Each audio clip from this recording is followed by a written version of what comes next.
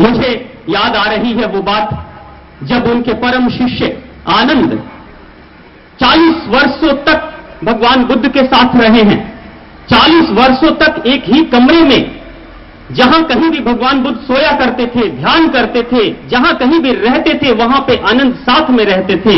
लेकिन बौद्ध ग्रंथों में कहीं जिक्र यह भी है कि परम ज्ञान की प्राप्ति आनंद को नहीं हुई थी। जो बुद्ध के साथ रह रहे हैं उस सूर्य के साथ, ज्ञान रूपी सूर्य के साथ रह रहे हैं, लेकिन ज्ञान की प्राप्ति नहीं हुई थी।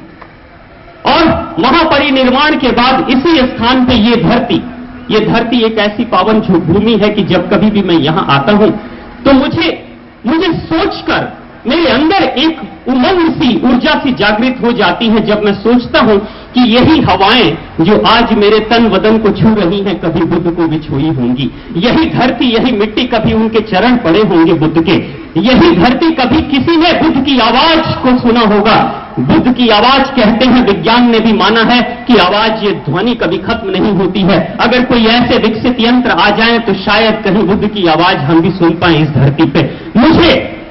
मुझे फक्र होता है अपने आप को सोचकर कि ऐसी विलक्षण प्रतिभा के धनी जो पूरे मानव को, एक साधारण से मानव को महामानव बनाने की क्षमता रखने वाले हैं, वो इस धरती पे आए हैं। इस धरती पे आकर, और इस धरती पे उन्होंने अपने प्राण को त्यागा है, अपने आप को छोड़ा है, शरीर को छोड़ा है।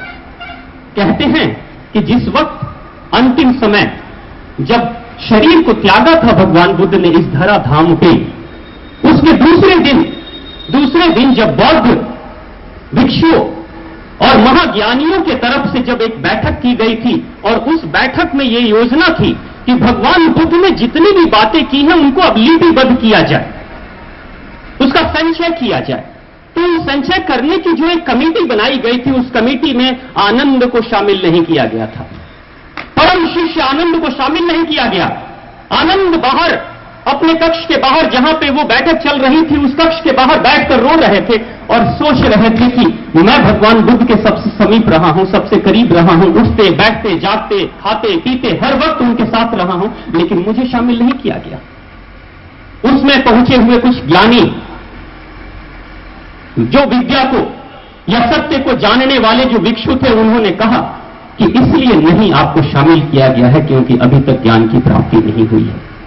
और जो ज्ञान की प्राप्ति आपको नहीं हुई है तो आप भगवान बुद्ध के समीप रहकर भी परम ज्ञान को नहीं जान सकते हो, क्योंकि ये दृष्टिकोण है एक दूसरे को समझने का।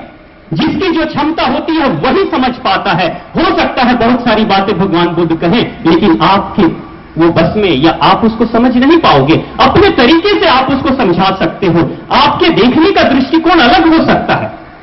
जब लोगों ने ये बात कही तो भगवान बुद्ध कि उस परम शिष्य को दुख भी हुआ और अपने आप पे ग्लानि भी हुई कि बहुत करीब रहने के बाद भी मुझे वो ज्ञान की प्राप्ति नहीं हुई है। इस बात को लेकर वो दुखी भी हुआ।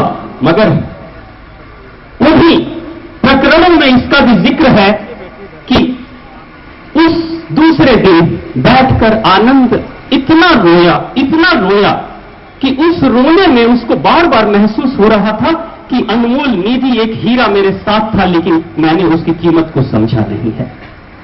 और उसी रोने में अपना खुद का अहंकार, दंभ, अपने आप के होने का अस्तित्व सब कुछ मिट गया, और मिटते ही वो उस बुद्ध के उस परम ज्ञान को उपलब्ध हो गए थे।